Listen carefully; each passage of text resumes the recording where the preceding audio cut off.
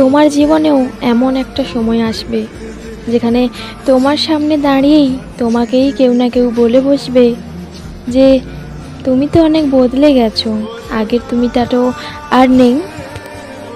এরকম প্রশ্নের জবাবে হয়তো তুমি তাৎক্ষণিক কোনো উত্তর দিতেই পারবে না, তবে কিন্তু মনে মনে তুমি ভীষণভাবেই অনুভব করবে যে হ্যাঁ, সত্যিই তো আমি বদলে গেছি।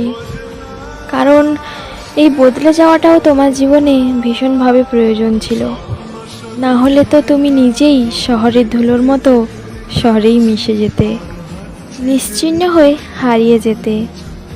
কেউ হয়তো চোখ বাড়িয়েও তোমায় খুঁজে দেখতো না। আর এটা জানো তো, অবহেলা অযত্নে মানুষ পাথর হয়ে ওঠে। হ্যাঁ, মানুষ শক্ত হয়ে যায়।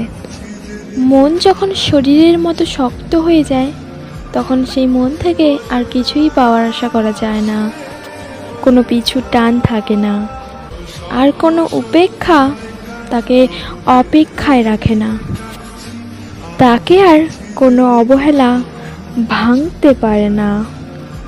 তার দুর্বলতা তখন আর কারোর জন্য দ্বিতীয় সুযোগ হয়ে ওঠে না। মনের কিছু কিছু সময় ভীষণভাবে বদলে যাওয়া উচিত। তোমার বদলে যাওয়ার উপস্থিতি যেন মানুষকে ভাবায়। বিশ্বাস করো, কিছু বদলে যাওয়ায় মানুষের কল্যাণ নিহিত।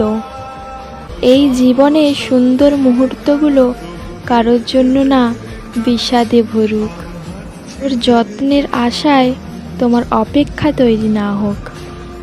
মানুষ বুঝুক মানুষের বদলে যাওয়া কতটা ভয়ঙ্কর।